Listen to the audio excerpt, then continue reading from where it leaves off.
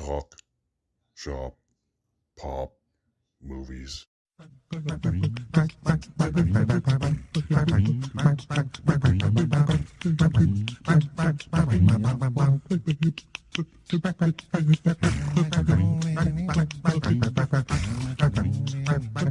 Ahoy there, this is Derek, the Convicted Cinephile, and if you're a convicted cinephile yourself, please like, share, and subscribe to the channel down below. On my channel, I like to talk, shop, and pop open, that is, movies and physical media, and tomorrow is the Golden Globe nominations, so I am doing my final Golden Globe nominations predictions video. Hopefully it's early enough out there to be relevant. This is a weird year, because I haven't seen as much as usual by this point, so a lot of it's just me assuming from what I've heard, and a handful of things that I have seen. But I'm going to go category by category and show you what I think might be nominated. A lot of them are probably just going to be duh answers. This is the first big televised award show of the season, as it always has been, typically.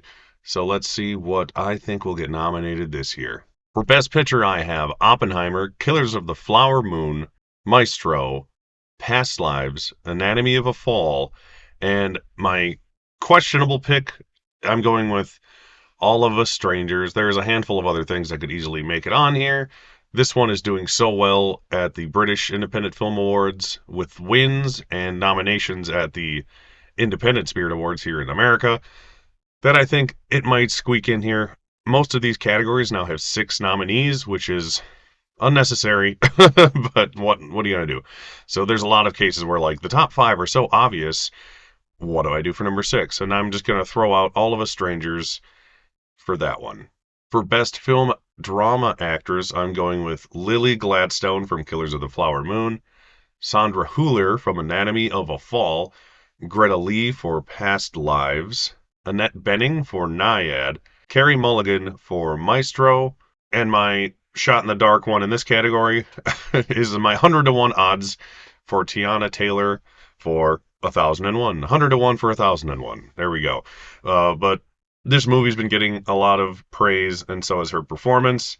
And like I said, when you have an extra slot in there, it's anyone's game. So she has just as good of a chance as any of the other women vying for this category, in my opinion. So why not give her a shot? And if it pays off, I get points. So whatever, right? Best Film Drama Actor, I'm going with Cillian Murphy for Oppenheimer, Bradley Cooper for Maestro, Leonardo DiCaprio for Killers of the Flower Moon, Tiao Yu for Past Lives, Andrew Scott for All of Us Strangers yet again. He's probably more likely than the film itself, but one can't hurt the other, I figure. And my number 6, semi-globesy but still seemingly deserved nomination will go to Zac Efron for The Iron Claw. That is a movie that I think has a good chance to get in for Best Picture Drama as well. I've been hearing nothing but great things about it and his performance. It won Best Ensemble at the National Board of Review, and it made their top 10 list as well, so I wouldn't be surprised if he makes it. Best Film Comedy Musical, this category seems pretty dang set. I think I moved around 1 or 2 things, but after all the awards recently have been coming out, would be surprised if anything but these 6 actually ends up being the top 6 here. We have Poor Things, Barbie, The Holdovers, May December, which is one I just put in recently because it's been getting a lot of praise from other awards things, as I've been mentioning on my channel as of late. The Color Purple, which is the, mandatory musical in the category, but it's one I hear is good. And American Fiction, the little TIFF People's Choice Award winning comedy that if it doesn't make it in here, I would, like I said, be pretty shocked about that. I think those 6 are really solid. I think they are the top 6 on Gold Derby. I have that a few times here because sometimes it just seems right. Like I mentioned, a lot of times you could think of a solid 4 and then the other 2 are kind of a crapshoot. This 6 seems so obvious at this point that it's a shock if anything else does get in. Best Musical Comedy Actress, I have Emma Stone for Poor Things, Margot Robbie for Barbie, Fantasia Barrino for The Color Purple, Natalie Portman for May December. My long shot in this category is Ayo Edebiri from Bottoms. I've heard good things about Bottoms, and I'm just, like I said, the comedy categories for acting are usually tougher than the dramatic ones. Every year they always have like some movies that aren't quite comedies, but they're in that category anyways. Like May December is a really dark comedy, but it's more just like a drama that happens to be funny, as opposed to just a straight up comedy.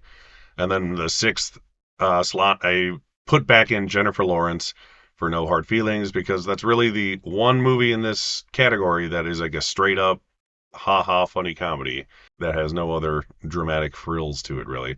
So, and the awards bodies like Jennifer Lawrence usually. So I popped her back in there. Is she going to make it? Who knows? But I'm expecting to get the top four of these right, and the other two, I have no idea what's going to happen. Best Actor in a Musical or Comedy, I have Jeffrey Wright for American Fiction, Paul Giamatti for The Holdovers. I think they're going to duke it out for the win in the long run. I'll be happy with either of them because I love Paul Giamatti and I really, really like The Holdovers. I haven't seen American Fiction yet, but I want to see Jeffrey Wright win things. So I'm happy either way. As long as I like American Fiction, I'll be happy with him winning. I put Matt Damon in there for Air.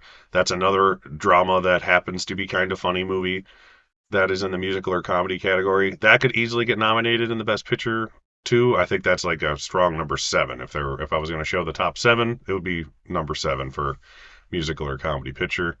Nicolas Cage for Dream Scenario. This is the perfect kind of movie to get him an awards nomination for a show like this, where he's probably not going to get in at the Oscars or anything else, but it's a perfect fit for a strictly comedy category. I begrudgingly put Timothée Chalamet in there for Wonka, only because he's ranked so high on Gold Derby. I don't know. I haven't seen the movie, but like I said in my last video, it just looks terrible. I like him as an actor, though, so maybe he'll surprise us and be the one good thing about that movie, because everything else about it looks really ugly. Whatever. I hope I'm wrong about this one. I hope something more under the radar, underrated performance gets in there from the comedy category. That would be nice. But for now, I'll just throw Timothée in there for shits and giggles. And I have Gael Garcia Bernal at number 6 still for Cassandro, the movie I forgot existed until I redid these predictions. I heard it was really good when it came out in the festival circuit, and then I haven't heard a thing about it since. But like I say in these comedy categories, there's usually 3 or 4 really obvious candidates, and they're kind of reaching for the bottom of the barrel to find the rest. Not that the bottom of the barrel is bad, but there's just not really that many awards worthy performances in this category, typically. In my opinion. I don't know what I'm talking about, right? Film supporting actress, I have Divine Joy Randolph for The Holdovers, Emily Blunt for Oppenheimer, Jodie Foster for Nyad, Danielle Brooks for The Color Purple, Taraji P. Henson for The Color Purple. I don't want to just pick one and be wrong, so I figured I'd hedge my bets and put both of them in there, but they are both really high on Gold Derby odds as well. And then I threw in Julianne Moore for May December because, like I said, this movie's getting nominated everywhere for almost anything it can. So she seems like an obvious pick for at least the number 6 slot. And she's an amazing actress who everybody loves. So she makes sense. This top 6, once again, seems a little obvious, but, anyone could miss anywhere for anybody at this point. Film supporting actor. I would be amazed if this is not the top 6. And the top 5 for the Oscars is in these 6. I just don't know who I would bump, to be honest. I have Robert Downey Jr. for Oppenheimer, Ryan Gosling for Barbie, Charles Melton for May December. I would say he's at number 6 for missing at the Oscars, but he's won essentially everything he possibly can so far, which isn't a lot, obviously, but it can't hurt his chances. He is like the one takeaway thing from this movie that most people are talking about after they see it. I still need to see it. It's on Netflix. I have no excuse not to watch it, but I just got to find a good time for my wife and I to sit down and actually sit and watch it. I can't watch things alone. I feel bad about it. I have the Poor Things boys, Willem Dafoe and Mark Ruffalo. Mark Ruffalo won supporting actor at the National Board of Review, if I'm remembering correctly, from my previous video. And then I have Robert De Niro in there for Killers of the Flower Moon. I could easily see one of the Poor Things boys missing. Probably Willem Dafoe, because Mark Ruffalo seems to be getting more accolades and nominations and buzz from his performance specifically. But the supporting category loves Willem Dafoe to be in there as long as he never wins. That seems to be the case. But Robert De Niro is one of those actors at this point. He just doesn't seem to get nominated even when he should. Like for The Irishman, he really probably should have been nominated for The Irishman, but he was like the only thing not to get nominated for The Irishman, which was too bad because he's great in that movie. So he's at that part of his career where it's like he doesn't need it, but from what I've heard, Once again, I haven't had a chance to sit down and watch this almost 4 hour long movie. It's on streaming now. You can get it on Amazon. I plan on just buying it, hopefully, this weekend and watching it or something. So I think those 6 are in there for sure for the Globes, and I think the Oscar 5, barring some last minute surge for somebody like Jeremy Allen White for Iron Claw or something that just popped in my head. I think the top 5 for the Oscars are in this 6. On to Best Film Director. Christopher Nolan is number 1 for Oppenheimer. Martin Scorsese, close behind him for Killers of the Flower Moon. Yorgos Lanthimos for Poor Things. I put Greta Gerwig in there for Barbie because it's such a phenomenon. And I hate to toot this horn, but getting a female director in there is important. It shouldn't be mandatory, but it feels good to have one in there, and she seems the most likely just given the popularity of the film overall. It could easily be Celine Song. They could easily both get in there for Past Lives. You never know. Anatomy of a Fall could get in there.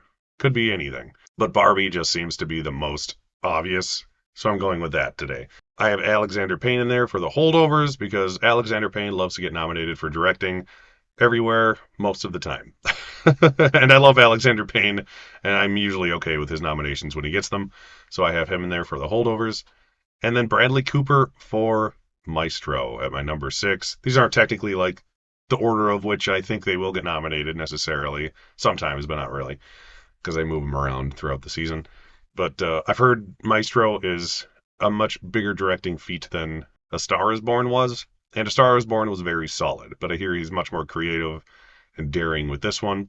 This will be on Netflix on December 20th. I can't wait to finally watch this. I've heard pretty much nothing but great things about it. I heard it was a little iffy when it first debuted, and then they re-edited the film a little bit shorter, and they changed some things around. And now I've been hearing nothing but really good things about it, so I'm excited for Maestro.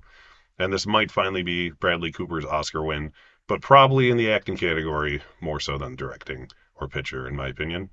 Best Film Screenplay has 6 nominations, which this is one category I'm not mad about there being more slots because it merges original and adapted. So it takes 10 nominations and shoves them into 6, essentially. So this is the one case that it doesn't really mess with things. I have Oppenheimer, Barbie, The Holdovers, Killers of the Flower Moon, American Fiction, and Poor Things. All 6 of these will absolutely get nominated in their appropriate category at the Oscars, in my opinion. It's the other things that are just under the cusp of this that could sneak in there. Things like May December could get in there easily, and a handful of other films, Past Lives for sure.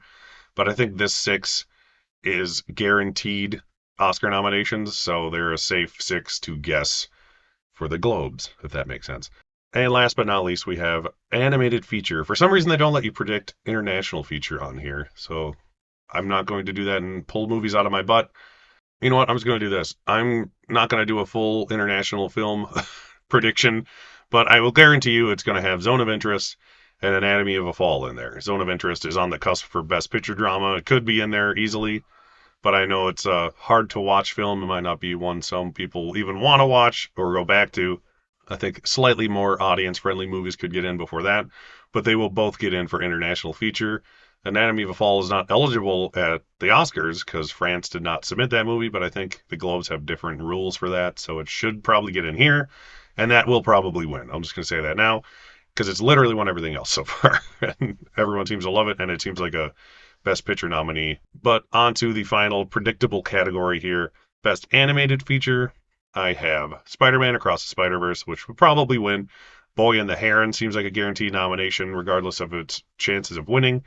Elemental seems like it's Disney's movie that'll actually get in, but not win because it was like a lukewarm success. It didn't do very well, and then it sort of just strung along at theaters long enough to not be a pathetic failure, like Wish, which I'm not predicting. Teenage Mutant Ninja Turtles is lower in the odds, but it's a cool animated movie that people actually seem to enjoy, and the style of it seems like it has a leg up on some of the competition. I put Chicken Run in there, Dawn of the Nugget. I haven't heard anything about this movie. These movies just get nominated anytime there is one from this company that I always forget what they're called. So let me know in the comments because I have a terrible memory about that. But they make Wallace and Gromit, those movies, Shaun the Sheep. They're always in there. They get nominated everywhere for anything they make because they're just great movies and claymation is fantastic. And I have the Super Mario Brothers movie at number 6. Not necessarily my sixth choice. It just happens to be on there on this list, like I said before. I think it'll be an easy Globes pick because like Barbie's an extremely successful movie, the second highest grossing movie of the year after Barbie now. I think it will get in here. I don't know if it'll get in at the Oscars. I'd be fine with it. I actually really like the Mario Brothers movie. A lot of people seem to crap on it. It's like, what do you expect? It's a movie with Mario characters in it, and it looks cool, and it's animated well. What more do you want? So I don't think it's like Oscar worthy for the win or anything, but from a lot of the competition this year, it is a success story, unlike pretty much anything Disney has done this year. And I'd say it looks better and is a little more creative than any of their movies this year too. So that's just me talking out of my ass. So those are my final Golden Globes predictions. They do have a song and score categories too. At least one of the songs from Barbie will get nominated, most likely the Ken song. But there's, I think, 3 songs from Barbie that are technically eligible. At least one, probably 2 of those will get in, among other things. And score, I really hope Oppenheimer gets in for score. I hope Across the Spider-Verse gets in for score. That movie has an amazing score. I will be live on my channel tomorrow morning early. The nominations are at 8 a.m. Eastern Standard Time. So I'm going to be popping on my channel about 15 minutes early at 7:45 Eastern Standard Time just to make sure it's all working and I can do the split screen with me watching the nomination video on their website. Hopefully it's all good to go. Otherwise I'll have to awkwardly read them after the fact or something. But I will be live on my channel tomorrow morning. If you can be there, that would be awesome. I'll just be chatting with whoever shows up, watching the things and reacting and seeing how wrong I am. Once again, my name is Derek, the Convicted Cinephile. Please like, share, and subscribe to the channel. Thank you for watching, and I'll see you next time. Shop, pop, movies.